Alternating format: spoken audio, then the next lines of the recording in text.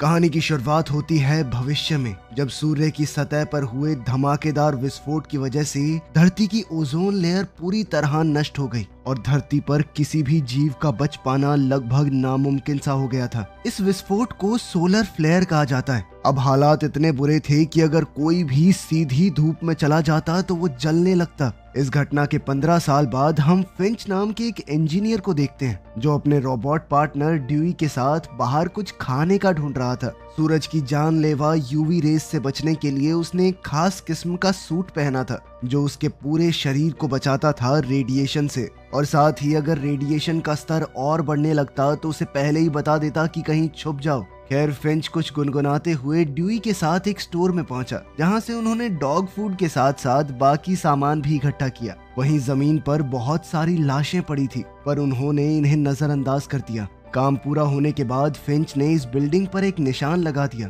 ताकि अगली बार उसे याद रहे कि उसने इस बिल्डिंग को खाली कर दिया है। इसके बाद वो एक ट्रक में बैठ गया और नक्शे की मदद से एक सुनसान शहर में पहुंच गया जो चारों ओर से रेत से दबा हुआ था। वहां किसी इंसान का नामो निशान नहीं था, इसीलिए फिंच गाड़ी को टक्कर मारकर रास्ता साफ करते हुए आगे बढ़ रहा था। तभी अचानक फिंच के सूट ने उसे सावधान किया कि आगे बहुत बड़ा तूफान आ रहा है, तो फिंच ने तेजी से वहां से भागने की कोशिश की। इसी हड़बड़ी में वो कुछ गाड़ियों से टकराता हुआ ऐन वक्त पर इस शहर से भाग निकला। कुछ ही देर में वो अपनी अंडरग्राउंड लैब में पहुंच गया। असल में ये जगह पहले उसी स्पेस एनर्जी कंपनी की थी जिसमें वो काम करता था। खैर, तूफान अब भी बहुत तेजी से उसकी ओर बढ़ रहा था पर फिंच ड्यूई को खींचकर बिल्डिंग में पहुंच गया और इस तरह उसकी जान बाल बाल बची। आखिरकार सुरक्षित होने के बाद फिंच ने अपना सूट और ड्यूई को अच्छे से साफ किया। फिर जब वो खुद नहा रहा था तो जोर जोर से खांसने लगा। तब ये खुलासा होता है कि खतरनाक रेडिएशन की वजह से वो कुछ ही समय में मरने वाला है।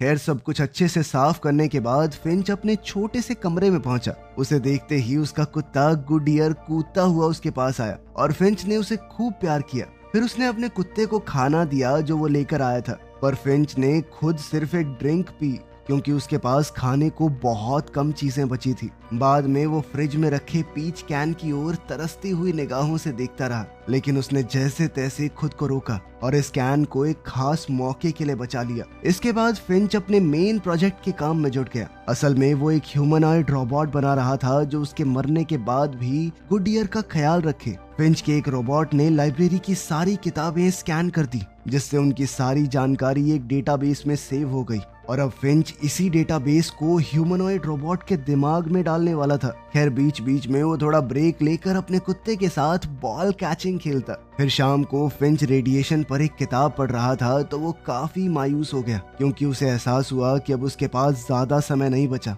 इसीलिए अब सोने की बजाय उसने अपने रोबोट पर ही काम करना जारी रखा। उसने सर तो लगभग बना दिया था लेकिन बस आंखों की कमी थी, इसीलिए उसने डीन की आंखें निकाल ली और कहा कि बाद में तुम्हें नई आंखें लगा दूंगा। पर जैसे ही उसने अपने रोबोट को एक्टिवेट किया तो वो बोल तो नहीं पा रहा था मगर सर हिलाकर फिंच के सवालों का जवाब दे रहा था। उसे देखकर फिंच बहुत ज्यादा खुश था, इसीलिए उसने फटाफट उसके बोलने की प्रॉब्लम भी ठीक कर दी। आखिरकार रोबोट बोलने लगा जिसे देखकर उसका कुत्ता गुडियर थोड़ा डर गया और उस पर जोर जोर से भौंकने लगा। फिर रोबोट ने अपना नाम जेफ चुना और अपने मालिक फिंच को बताया कि डेटाबेस में जितनी चीजें आपने डाली थी वो सब मैं जानता हूँ। उसकी प्रोग्रामिंग के हिसाब से रोबोट को फिंच के सारे ऑर्डर्स मानने होंगे, जिसमें सबसे पहला था कि वो इंसानों को कोई नुकसान नहीं पहुंचाएगा। आखिरकार फिंच ने जेफ को समझाया कि तुम्हारा असली मकसद है मेरे मरने के बाद गुडियर का ख्याल रखना। तभी अचानक बिल्डिंग की बिजली चली गई। फिंच ने बाहर जाकर विंड टरबाइन फिर से चालू की और इधर जेफ ने गुडियर से बात करने की कोशिश की मगर कुत्ते ने बस उसकी टांग पे पेशाब कर दिया और चलता बना। तभी अचानक फिंच को दूर से बहुत जबरदस्त तूफान आता दिखाई दिया तो उसने जल्दी से अंदर भागकर जेफ को वेदर स्टेशन से कनेक्ट कर दिया। तब ये खुलासा होता है कि अगले 24 घंटे में 4 अलग अलग तूफान टकरा कर एक बवंडर बना देंगे जो करीब 40 दिन चलेगा। इतने भयंकर बवंडर से बच निकलना बिल्कुल भी मुमकिन नहीं था, इसलिए फिंच ने जल्द से जल्द यहाँ से निकलने का फैसला किया। अंत में उसने अपना पीचिस का कैन खाया और अपनी नाक से बहते खून को नजरअंदाज करके उसने नक्शे में देखा कि बचने का आखिरी रास्ता यही हो सकता है। अब उन्हें पश्चिम दिशा में सैन फ्रांसिस्को शहर की ओर जाना होगा। इसके बाद फिंच ने जेफ की बॉडी को बनाने का काम पूरा किया और डेटा ट्रांसफर की स्पीड बढ़ा दी, लेकिन इसके बाद भी उसने हिसाब लगाया कि काम सिर्फ 72% ही हो पाएगा, मगर उसके पास ज्यादा समय नहीं था। आखिरकार उसने रोबोट का शरीर उसके सर से कनेक्ट कर दिया और जेफ खड़ा हो गया। फिर फिंच ने उसे चलना सिखाया, जिसे देखकर गुडियर और भौंकने लगा। जेफ 2-4 बार तो लड़खड़ा कर गिर गया। इसके बाद फिंच ने अपना सारा जरूरत का सामान बांध लिया। इधर आंखें ना होने की वजह से ड्यूई बार बार चीजों से टकरा रहा था, इसलिए फिंच ने अपने सिक्योरिटी कैमरास का इस्तेमाल करके उसे नई आंखें दे दी। इसके बाद पूरी टीम आरवी में बैठकर निकल गई। रास्ते में उन्होंने देखा कि उनके आसपास के सारे इलाके रेगिस्तान में बदल चुके हैं।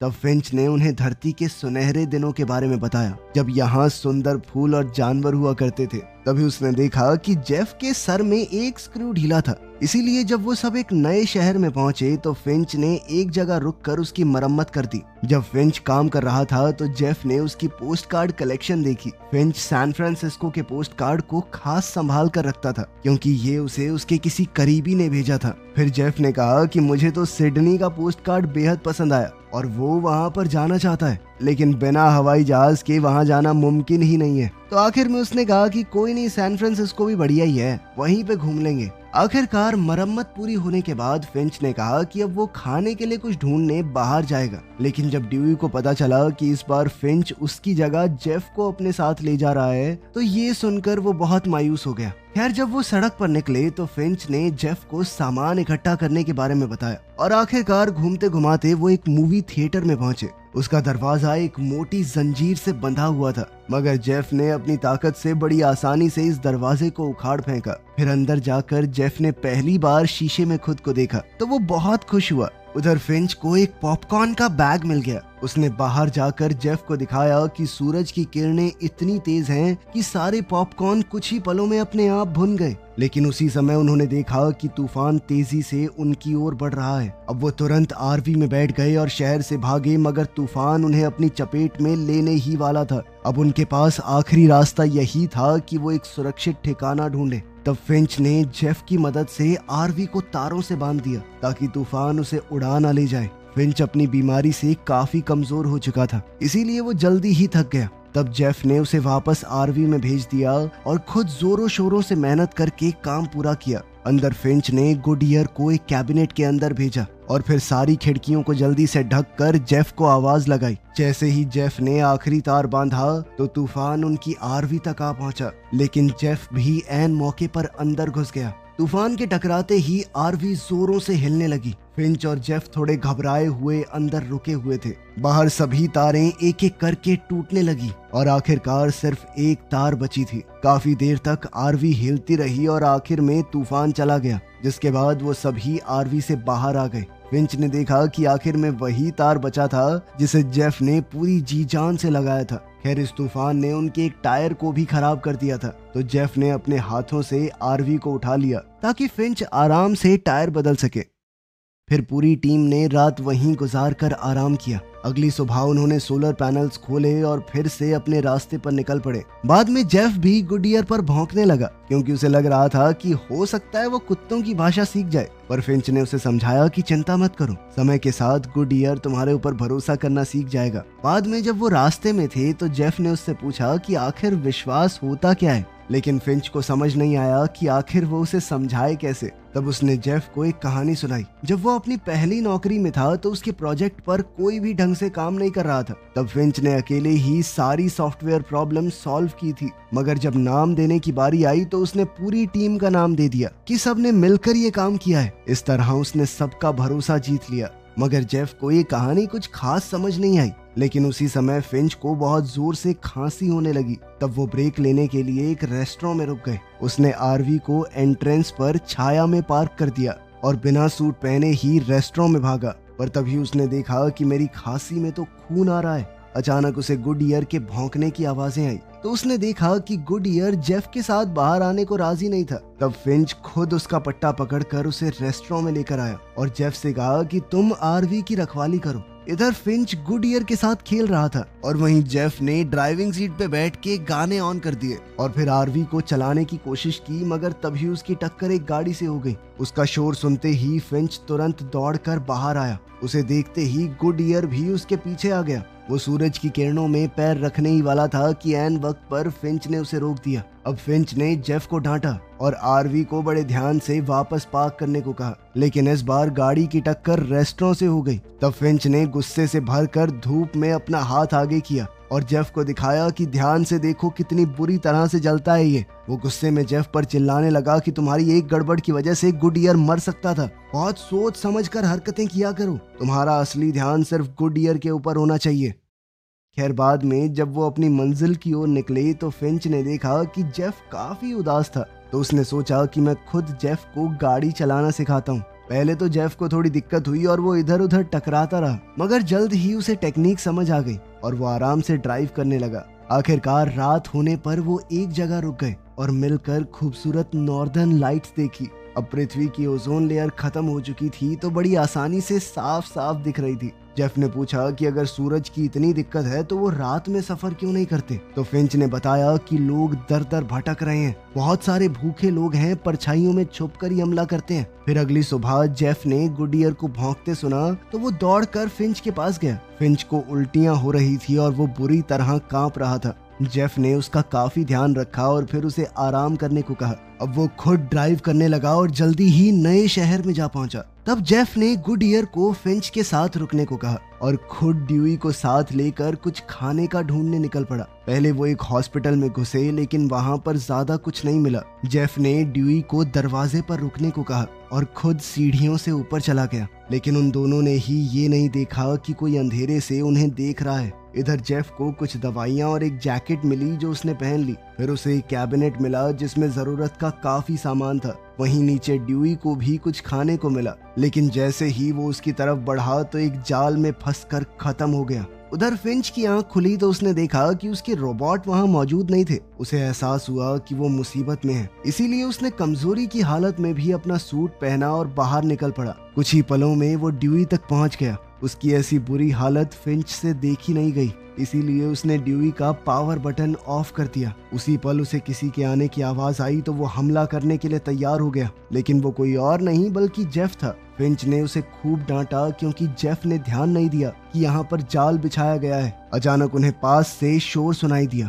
तो वो तुरंत भागने लगे। फिर सीढ़ियों पर फिंच बुरी तरह खांसने लगा और अपने घुटनों के बल गिर गया, पर वो आवाजें तेजी से उनके करीब आ रही थी। तो जेफ ने फिंच को उठाया और दोनों तुरंत बिल्डिंग से बाहर आ गए। फिर वो जल्दी से आरवी तक पहुंचे और फटाफट वहां से भाग निकले।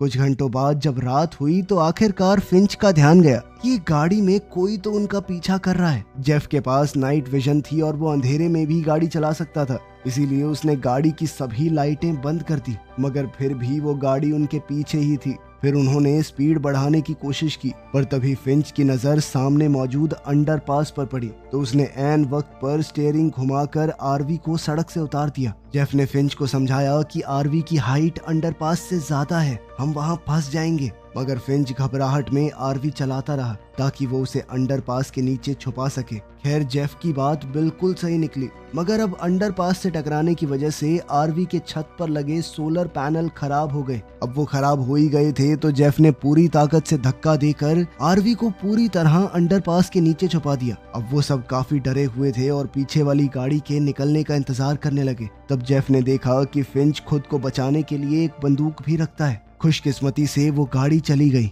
और फिंच ने बाहर आकर आरवी में हुए नुकसान को देखा। वो खुद को कोसने लगा कि अब तो मैं इसकी मरम्मत भी नहीं कर सकता। वो समझ चुका था कि अब हम इस हालत में सैन फ्रांसिस्को नहीं पहुंच पाएंगे। तब जेफ ने उसे हौसला देने की कोशिश की, मगर फिंच ने गुस्से में अपना आपा खो दिया। वो उसके ऊपर ही चिल्लाने लगा, मगर जेफ ने हिम्मत नहीं हारी और आरवी में जाकर कहा कि मुझे तुम्हारे ऊपर पूरा विश्वास है, तुम कुछ कर लोगे। तब फिंच ने उसे एक बार फिर एक कहानी सुनाई। शुरुआत में सोलर फ्लेयर के धमाके के बाद लोग अभी नए तौर तरीकों से जीना सीख ही रहे थे। तब फिंच एक सुपरमार्केट में पहुंचा और उसे नूडल्स का एक बैग मिला, लेकिन फिर उसने एक माँ बेटी को देखा जिनका कार्ट सामान से भरा पड़ा था। उस बच्ची के हाथों में बंदूक थी और उसकी माँ बार बार उसे यही कह रही थी कि अगर कोई भी दिखाई दे तो गोली मार देना। अब मौत के डर से फिंच वहीं छुपा रहा, लेकिन उसी समय एक गुंडा शॉटगन लेकर वहां पहुंच गया और उन दोनों से सामान मांगने लगा। लेकिन खींचातानी में उस गुंडे ने कई गोलियां चला दी। जब तक फिंच बाहर आया तब तक माँ बेटी दोनों मर चुके थे, पर तभी उसे एक आवाज सुनाई दी। उसने बच्ची का बैग देखा तो उसमें से एक सहमा हुआ पिल्ला निकला। उस दिन फिंच ने इस पिल्ले को अपनाकर उसका नाम गुडईयर रखा और हमेशा उसकी हिफाजत करने का फैसला किया। उसी दिन से उसने फैसला किया कि वो किसी पर विश्वास नहीं करेगा। खैर, फिर अगली सुबह फिंच आराम कर रहा था और जेफ आरवी चला रहा था। तब जेफ ने पोस्ट कार्ड चेक किए तो पता चला कि सैन फ्रांसिस्को वाला कार्ड फिंच के पिता ने साइन किया था और साथ ही बाकी पोस्ट कार्ड तो एकदम खाली थे। उसी पल अचानक कंप्यूटर ने सूचना दी कि यहाँ की यूवी रेज उतनी खतरनाक नहीं है और तभी अचानक एक तितली आरवी से टकरा गई। जेफ को कुछ भी समझ नहीं आया, इसीलिए उसने आरवी रोककर फिंच को उठाया। फिंच ने हैरान होकर अपना हाथ बाहर निकाला तो वो जला नहीं। ये देखते ही वो खुशी से झूम उठा और सूरज की धूप का मजा लेने बाहर आ गया। जब उसने आसपास तितलियां और एक फूल देखा तो उसकी खुशी का ठिकाना ही नहीं रहा। कई घंटे तक सफर करने के बाद उन्हें पास के इलाके में कई पेड़ पौधे दिखाई देने लगे। इस बात की खुशी मनाने के लिए फिंच ने अपना खास सूट पहना और आरवी रोककर सूरज की धूप में पिकनिक करने बैठ गया। तब जेफ ने कहा कि उसने कल रात उन सबको ब्रिज पर खड़े देखा था। ये सुनकर फिंच काफी खुश हुआ क्योंकि जेफ अब इंसानों की तरह सपने देखना सीख गया था। तब जेफ ने उससे पूछा कि तुमने पोस्ट कार्ड के बारे में झूठ क्यों कहा? तो फिंच ने उसे एक नई कहानी सुनाई। जब वो बच्चा था तो उसकी माँ ने उसे बताया कि तुम्हारे पिता की रगों में वाइकिंग्स का खून है। फिर फिंच ने जेफ को वाइकिंग फ्यूनरल की एक तस्वीर दिखाई। फिंच के पिता उसके पैदा होने से पहले ही चले गए थे क्योंकि वो एक इंजीनियर थे जो बड़े बड़े पुल बनाया करते थे और अपने काम के चलते उन्हें अलग अलग देशों में जाना पड़ता। फिंच ने कभी उनसे बात नहीं की, लेकिन फिर उसके 15वें जन्मदिन पर उसे एक पोस्ट कार्ड मिला। उसके पिता ने लिखा था कि एक दिन वो अपने बेटे से मिलना चाहेंगे और फिंच ने इसी खास मौके के लिए ये सूट खरीदा था। खैर, बदकिस्मती से उसके बाद उसे अपने पिता की कोई खोज खबर नहीं मिली। ये कहानी जेफ को बड़ी दिलचस्प लगी। उसने कहा कि अगर हम जल्दी निकले तो 18 घंटों के अंदर अंदर गोल्डन गेट पहुंच सकते हैं। वहीं का पोस्ट कार्ड भेजा था ना तुम्हारे पापा ने। मगर फिंच ने उसे याद दिलाया कि उसकी हालत कैसी है, वो वहां तक पहुंच ही नहीं पाएगा, थोड़ी देर में मरने वाला है। फिर उसने एक बॉल फेंककर जेफ को गुडईयर के साथ खेलना सिखाया। मगर जब जेफ ने बॉल फेंकी तो भी गुडईयर वापस लाकर फिंच को ही देता था क्योंकि वो अभी भी जेफ पर विश्वास नहीं करता था। तभी अचानक फिंच की खांसी में बहुत सारा खून आने लगा। जेफ ने उसकी मदद करने की कोशिश की पर फिंच ने कहा कि तुम पहले ही मेरी बहुत मदद कर चुके हो। फिर उसने जेफ से हाथ मिलाया और उसे गले लगा लिया। आखिरकार फिंच आरवी में जाकर लेट गया और गुडईयर उसके पास चला गया। जेफ बाहर ही रुककर सामान इकट्ठा कर रहा था, मगर जैसे ही सूरज डूबा उसे गुडईयर के रोने की आवाज सुनाई दी और वो समझ गया कि फिंच मर चुका है। आखिरकार उसके सम्मान में जेफ और गुडईयर ने उसे भी सूट के साथ ही जलाकर बिल्कुल वाइकिंग्स वाला फ्यूनरल दिया। पहले तो जेफ को समझ नहीं आ रहा था कि आखिर आगे क्या करना चाहिए, पर जल्द ही उसे याद आया कि उसने गुडईयर की देखभाल का वादा किया है। उसने गुडईयर को खाना खिलाया और फिर बॉल फेंकी तो गुडईयर पहली बार बॉल वापस उसके पास ही लेकर आया। जल्द ही वो खेलते हुए एक दूसरे के दोस्त बन गए और गुडईयर ने जेफ को गले भी लगा लिया। आखिरकार वो फिर से रास्ते पर निकल पड़े क्योंकि वो फिंच की मंजिल तक पहुंचना चाहते थे। अंत में जब वो सैन फ्रांसिस्को पहुंचे तो जेफ ने फिंच की याद में एक मेमोरियल बनाया और गुडईयर के साथ गोल्डन गेट देखने गया। वहाँ की खूबसूरती देखकर उसकी आंखें खुली रह गई। साथ ही उसने वहाँ लोगों के मैसेजेस देखे जो उन्होंने अपने परिवार के लिए छोड़े थे। ये सब देखकर जेफ ने गुडईयर से कहा कि उन्हें इन बचे हुए लोगों को ढूंढकर उनकी मदद करनी चाहिए। आखिरकार उसने एक पोस्ट कार्ड पर अपनी टीम की ड्राइंग बनाकर टांग दी और गुडईयर के साथ एक नई जिंदगी की शुरुआत करने निकल पड़ा। वीडियो पसंद आई तो लाइक कर देना, चैनल को सब्सक्राइब कर लेना। मिलते हैं अगली वीडियो में। दोस्तों, मैंने आप लोगों के लिए ये मूवी क्लिप ली थी यूट्यूब से और मैंने आप लोगों को दिखाया है यूट्यूब पे कैसे क्या हॉलीवुड मूवी एक से एक बेहतरीन रहती है मेरी दोस्तों। बाकी आप लोग देख सकते हो एक से एक बेहतरीन चैनल एंड वीडियो। और हॉलीवुड का तो दोस्तों एक्शन ही बेअंदाज है, आप लोग देख सकते हो, क्योंकि मेरी हर एक मूवी आप लोगों को अलग ही अंदाज और अलग ही एक्शन में मिलेगी दोस्तों। तो बात करूं इन मूवी की कहानियों की तो दोस्तों ये हॉलीवुड की एक से एक बेहतरीन मूवी है और बेहतरीन जो कि यूट्यूब पे मूवी आ जाती है, मैं उसी से क्लिप लेता हूँ दोस्तों, और उसके बाद मैं उसके बाद उसमें अपनी वॉइस ओवर करता हूँ और वॉइस को भी मैं एडिटिंग करता हूँ दोस्तों। जो भी एक ऐप्स आती है जिससे मेरी वॉइस बहुत सुंदर हो जाती है दोस्तों। उसके बाद मैं उसको एडिटिंग करके उसके बाद उसको मूवी पे क्लिप करके उसको आप लोगों के सामने भेजता हूँ। लेकिन हर मूवी एक नेक्स्ट लेवल होती है दोस्तों मेरी। आप लोगों ने देखा होगा हर क्लिप एक नेक्स्ट लेवल है, नेक्स्ट बजट, जिसमें मुझे एक एक मूवी की क्लिप बनाने में दोस्तों एक एक दिन लग जाता है, पूरा टाइम लग जाता है मेरे को बनाने में। पर मैं आप लोगों के लिए बहुत बेहतरीन मूवी और अंदाज अलग लेके आता हूँ दोस्तों।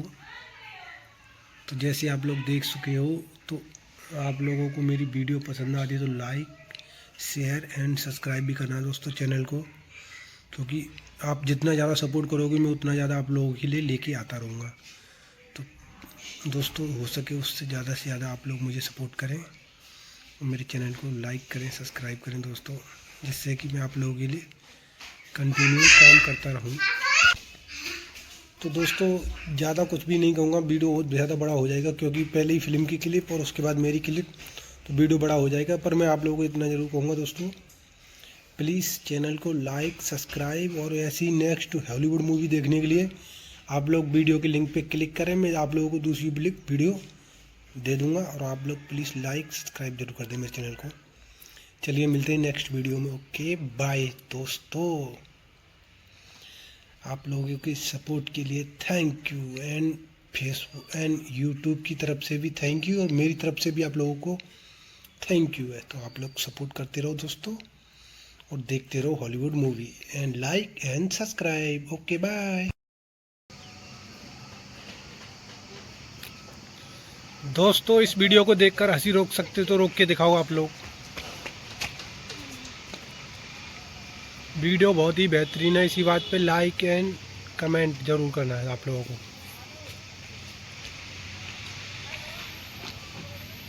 हॉलीवुड का तो दोस्तों एक्शन ही बेअंदाज है, आप लोग देख सकते हो, क्योंकि मेरी हर एक मूवी आप लोगों को अलग ही अंदाज और अलग ही एक्शन में मिलेगी दोस्तों। तो बात करूं इन मूवी की कहानियों की, तो दोस्तों ये हॉलीवुड की एक से एक बेहतरीन मूवी है, और बेहतरीन जो कि यूट्यूब पे मूवी आ जाती है, मैं उसी से क्लिप लेता हूँ दोस्तों, और उसके बाद मैं उसके बाद उसमें अपनी वॉइस ओवर करता हूँ, और वॉइस को भी मैं एडिटिंग करता हूँ दोस्तों। जो भी एक ऐप्स आती है जिससे मेरी वॉइस बहुत सुंदर हो जाती है दोस्तों। उसके बाद मैं उसको एडिटिंग करके उसके बाद उसको मूवी पे क्लिप करके उसको आप लोगों के सामने भेजता हूँ। लेकिन हर मूवी एक नेक्स्ट लेवल होती है दोस्तों मेरी। आप लोगों ने देखा होगा हर क्लिप एक नेक्स्ट लेवल है, नेक्स्ट बजट, जिसमें मुझे एक एक मूवी की क्लिप बनाने में दोस्तों एक एक दिन लग जाता है, पूरा टाइम लग जाता है मेरे को बनाने में। पर मैं आप लोगों के लिए बहुत बेहतरीन मूवी और अंदाज अलग लेके आता हूँ दोस्तों। तो जैसे आप लोग देख चुके हो, तो आप लोगों को मेरी वीडियो पसंद आती है तो लाइक शेयर एंड सब्सक्राइब भी करना है दोस्तों चैनल को, क्योंकि आप जितना ज़्यादा सपोर्ट करोगे मैं उतना ज़्यादा आप लोगों के लिए लेके आता रहूँगा। तो दोस्तों हो सके उससे ज़्यादा से ज़्यादा आप लोग मुझे सपोर्ट करें और मेरे चैनल को लाइक करें, सब्सक्राइब करें दोस्तों, जिससे कि मैं आप लोगों के लिए कंटिन्यू काम करता रहूँ। तो दोस्तों ज़्यादा कुछ भी नहीं कहूँगा, वीडियो बहुत ज़्यादा बड़ा हो जाएगा, क्योंकि पहले ही फिल्म की क्लिप और उसके बाद मेरी क्लिप, तो वीडियो बड़ा हो जाएगा। पर मैं आप लोगों को इतना ज़रूर कहूँगा दोस्तों, प्लीज़ चैनल को लाइक सब्सक्राइब, और ऐसी नेक्स्ट हॉलीवुड मूवी देखने के लिए आप लोग वीडियो के लिंक पे क्लिक करें, मैं आप लोगों को दूसरी वीडियो दे दूँगा, और आप लोग प्लीज़ लाइक सब्सक्राइब जरूर कर दें मेरे चैनल को। चलिए मिलते हैं नेक्स्ट वीडियो में। ओके बाय दोस्तों। आप लोगों के सपोर्ट के लिए thank you, and Facebook and YouTube की तरफ से भी थैंक यू, और मेरी तरफ से भी आप लोगों को थैंक यू है। तो आप लोग सपोर्ट करते रहो दोस्तों, और देखते रहो Hollywood movie, and like and subscribe. Okay bye दोस्तों। इस वीडियो को देखकर हंसी रोक सकते तो रोक के दिखाओ आप लोग। वीडियो बहुत ही बेहतरीन है, इसी बात पे लाइक एंड कमेंट जरूर करना है आप लोगों को।